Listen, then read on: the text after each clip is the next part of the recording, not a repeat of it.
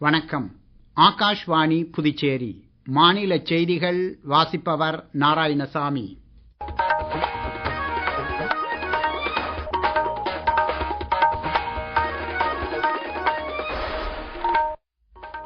தலைப்புச் செய்திகள். மறைந்த முன்னாள் குடியரசுத் தலைவர் ஜாகிர் உசேனின் 129வது பிறந்த நாளை ஒட்டி குடியரசுத் தலைவர் திருமதி திரௌபதி முர்மு அவருக்கு அஞ்சலி செலுத்தினார். பிரதமர் திரு நரேந்திர மோடி இன்று கோலாலம்பூரில் மலேசிய பிரதமர் திரு அன்வர் இப்ராஹிமுடன் இருதரப்பு பேச்சுவார்த்தை நடத்தினார். இளநிலை மருத்துவ படிப்புகளுக்கான நீட் நுழைவுத் தேர்வு வரும் மே மாதம் 3ஆம் தேதி நடைபெறும் என்று தேசிய தேர்வு முகமை அறிவித்துள்ளது. காரைக்காலில் உள்ள புகழ்பெற்ற மஸ்தான் சாஹிப் வலியுல்லா தர்கா ஷரீப்பின் கந்தூரி விழாவின் சந்தனம் பூசும் வைபவம் இன்று அதிகாலை நடைபெற்றது. இனி விரிவான செய்திகள். மறைந்த முன்னாள் குடியரசுத் தலைவர் ஜாகிர் உசேனின் 129வது பிறந்த நாளை ஒட்டி குடியரசுத் தலைவர் திருமதி திரௌபதி முர்மு அவருக்கு அஞ்சலி செலுத்தினார். சுதந்திர இந்தியாவின் 3வது குடியரசுத் தலைவராக 1967ஆம் ஆண்டு முதல் 1969ஆம் ஆண்டு வரை ஜாகிர் உசேன் பணியாற்றினார். பிரதமர் திரு நரேந்திர மோடி இன்று கோலாலம்பூரில் மலேசிய பிரதமர் திரு அன்வர் இப்ராஹிமுடன் பாதுகாப்பு உறவுகளை வலுப்படுத்துவது, பொருளாதாரம் மற்றும் புத்தாக்க பங்களிப்பை மேம்படுத்துவது குறித்து விரிவான பேச்சுவார்த்தை நடத்தினார். பேச்சுவார்த்தை தொடர்பான கூடுதல் விவரங்கள். இந்த பேச்சுவார்த்தையின் போது பேரிடர் மேலாண்மை, ஒலி ஒளி கூட்டு தயாரிப்பு, ஊழலை எதிர்த்து போராடுதல் மற்றும் தடுத்தல், பாதுகாப்பு உள்ளிட்ட துறைகளில் ஒத்துழைப்புக்கான பல புரிந்துணர்வு ஒப்பந்தங்கள் கையெழுத்தாயின. பயங்கரவாத எதிர்ப்பு, உளவு தகவல் பகிர்வு, கடல்சார் பாதுகாப்பு ஆகிய துறைகளில் இருதரப்புக்கும் இடையிலான ஒத்துழைப்பு மேலும் விரிவடையும் என்று பிரதமர் திரு நரேந்திர மோடி கூறினார். தீவிரவாதத்தை வேரோடு அழிப்பதில் எவ்வித சமரசத்திற்கும் இடமில்லை என அவர் உறுதிபட தெரிவித்துள்ளார். இந்தோ பசிபிக் பிராந்தியத்தின் ஆற்றல் மையமாக இந்தியா, மலேசியா திகழ்வதாக கூறிய பிரதமர் இப்பகுதியில் அமைதி மற்றும் ஸ்திரத்தன்மையின் அவசியத்தை சுட்டிக்காட்டினார். ஆசியான் இந்திய வர்த்தக சரக்கு ஒப்பந்தத்தை மிக விரைவில் இறுதி செய்ய இரு நாடுகளும் ஒப்புக்கொண்டுள்ளதாக பிரதமர் கூறினார்.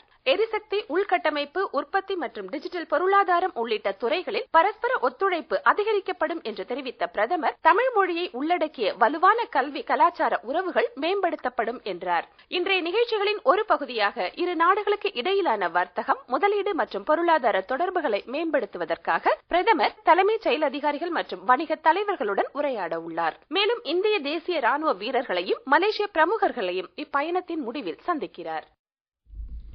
இந்திய அமெரிக்க இடைக்கால வர்த்தக ஒப்பந்தத்தில் விவசாயிகளின் நலன்கள் புறக்கணிக்கப்பட்டுள்ளதாக காங்கிரஸ் தெரிவித்துள்ளதற்கு மத்திய வேளாண் அமைச்சர் திரு சிவராஜ் சிங் சௌஹான் மறுப்பு தெரிவித்துள்ளார். போபாலில் இன்று செய்தியாளர்களிடம் பேசிய அவர், இந்திய விவசாயிகளின் நலன்களுக்கு எதிரான எந்த ஒரு அம்சமும் இந்த ஒப்பந்தத்தில் இடம்பெறவில்லை என்று தெளிவுபடுத்தினார். இந்திய வேளாண் விளைபொருட்களுக்கான சர்வதேச சந்தை வாய்ப்புகள் மற்றும் அவர்களின் பொருளாதார ஸ்திரத்தன்மைக்கு காங்கிரஸ் எந்த முயற்சியும் மேற்கொள்ளவில்லை என குற்றம் சாட்டிய அமைச்சர், அதே வேளையில் பிரதமர் திரு நரேந்திர மோடி தலைமையிலான மத்திய அரசு விவசாயிகளின் வாழ்வாதாரத்திற்கு உயர் முன்னுரிமை அளிப்பதாக கூறினார். மரபணு மாற்றம் செய்யப்பட்ட பொருட்கள் இந்தியாவில் அனுமதிக்கப்பட மாட்டாது என்று தெளிவுபடுத்திய அமைச்சர், பால் பொருட்கள், சிறுதானியங்கள், எண்ணெய் வித்துக்கள், பழங்கள், காய்கறிகள், பதப்படுத்தப்பட்ட உணவுப் பொருட்கள் உள்ளிட்டவற்றின் இறக்குமதிக்கு இந்த இடைக்கால வர்த்தக ஒப்பந்தத்தில் சலுகைகள் வழங்கப்படவில்லை என்றார். நாட்டின் நீடித்த வளர்ச்சி நிலைத்தன்மையை மத்திய நிதிநிலை அறிக்கை உறுதி செய்வதாக மத்திய கலாச்சாரத்துறை அமைச்சர் திரு கஜேந்திர சிங் ஷெகாவத் தெரிவித்துள்ளார்.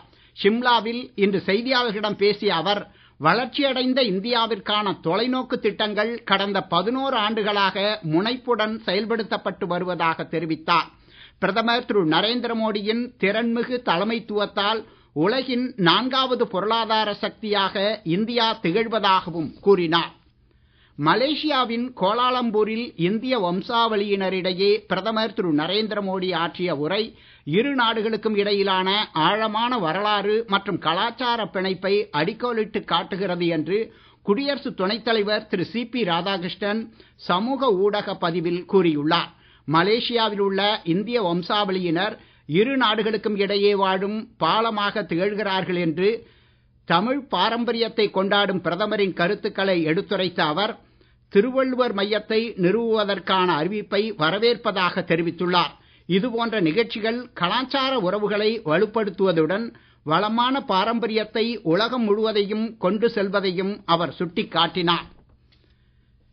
MBBS, BDS உள்ளிட்ட இளநிலை மருத்துவ படிப்புகளுக்கான நீட் நுழைவுத் தேர்வு வரும் மே மாதம் 3ஆம் தேதி நடைபெறும் என்று தேசிய தேர்வு முகமை அறிவித்துள்ளது. தேர்வு எழுத விரும்பும் மாணவர்கள் இன்று முதல் அடுத்த மாதம் 8ஆம் தேதி வரை விண்ணப்பிக்கலாம் என்று தெரிவிக்கப்பட்டுள்ளது. நீங்கள் கேட்டுக்கொண்டிருப்பது மாநில செய்திகள். நேயர்கள் ஆகாஷ்வாணி செய்திகளை உடனுக்குடன் தெரிந்து கொள்ள எமது புதுச்சேரி மண்டல செய்தி பிரிவின் சமூக ஊடகங்களான @airnews_புதுவை என்ற எக்ஸ் பக்கத்தையும், all India radio news Puducherry என்ற Facebook பக்கத்தையும், @RNU புதுச்சேரி என்ற யூடியூப் சேனலையும் அணுகலாம்.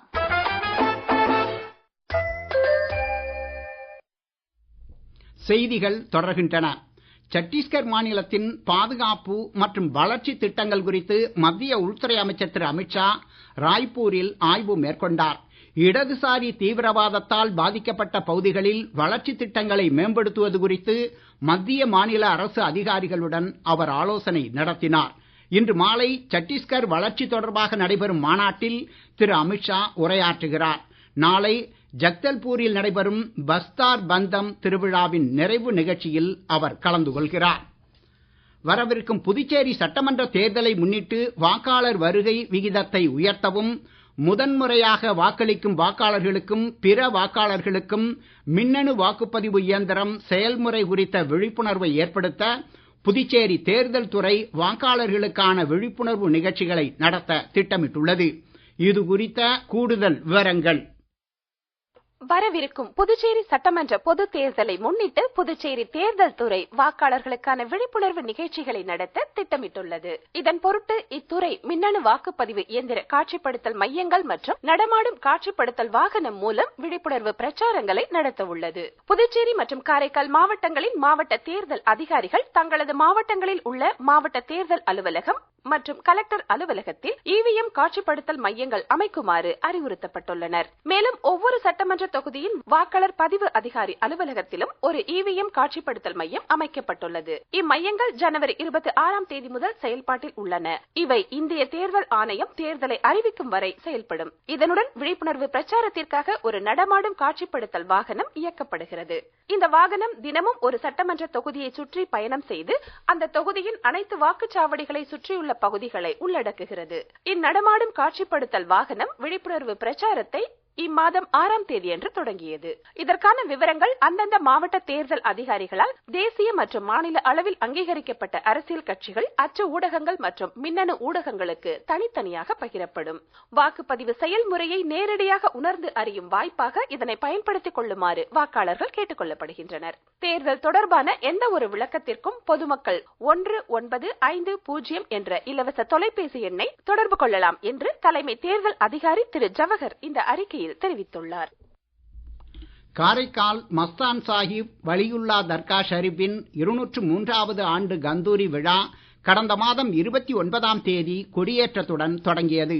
விழாவின் முக்கிய நிகழ்வான சந்தனம் பூசுதல் வைபவம் இன்று அதிகாலை நடைபெற்றது. முன்னதாக நேற்று இரவு காரைக்காலின் முக்கிய வீதிகள் வழியாக வெகு சிறப்பான முறையில் மேளதாளங்கள் முழங்க சந்தனக்கூடு ஊர்வலமாக மஸ்தான் சாஹிப் வலியுல்லா தர்காவிற்கு கொண்டு வரப்பட்டு அதிகாலையில் சந்தனம் பூசப்பட்டது. இவ்விழாவில் ஜமாத்தார்கள் மற்றும் மத நல்லிணக்கத்தை போற்றும் வகையில் மும்மதத்தைச் சேர்ந்த ஏராளமானோர் கலந்து கொண்டனர். ஆசிய துப்பாக்கிச் சுடும் போட்டியில் இந்தியாவின் இளவேனில் வாளறிவன் அர்ஜுன் பபுதா இணை தங்கப்பதக்கம் வென்றது. ஸ்பெயினில் நடைபெற்று வரும் சர்வதேச குத்துச்சண்டை போட்டியில் இந்தியா 9 தங்கம் 3 வெள்ளி 7 வெண்கலப் பதக்கம் வென்று பதக்கப்பட்டியலில் முதல் இடம் பிடித்துள்ளது. தமிழகம், புதுச்சேரி மற்றும் காரைக்கால் ஆகிய பகுதிகளில் இன்று முதல் வரும் 12ஆம் தேதி வரை அதிகபட்ச வெப்பநிலை ஓரிரு இடங்களில் 1 முதல் 2 டிகிரி செல்சியஸ் வரை படிப்படியாக உயரக்கூடும் என்றும் வறண்ட வானிலையே நிலவக்கூடும் என்றும் சென்னை வானிலை ஆய்வு மையம் தெரிவித்துள்ளது. மீண்டும் தலைப்புச் செய்திகள். மறைந்த முன்னாள் குடியரசுத் தலைவர் ஜாகிர் ஹுசைனின் 129வது பிறந்த நாளை ஒட்டி குடியரசுத் தலைவர் திருமதி திரௌபதி முர்மு அவருக்கு அஞ்சலி செலுத்தினார். பிரதமர் திரு நரேந்திர மோடி இன்று கோலாலம்பூரில் மலேசிய பிரதமர் திரு அன்வர் இப்ராஹிமுடன் இருதரப்பு பேச்சுவார்த்தை நடத்தினார். இளநிலை மருத்துவ படிப்புகளுக்கான நீட் நுழைவுத் தேர்வு வரும் மே மாதம் 3ஆம் தேதி நடைபெறும் என்று தேசிய தேர்வு முகமை அறிவித்துள்ளது. காரைக்காலில் உள்ள புகழ்பெற்ற மஸ்தான் சாஹிப் வலியுல்லா தர்கா ஷரீஃபின் கந்தூரி விழாவின் சந்தனம் பூசும் வைபவம் இன்று அதிகாலை நடைபெற்றது. இத்துடன் இந்த செய்தி அறிக்கை நிறைவு பெறுகிறது. வணக்கம்.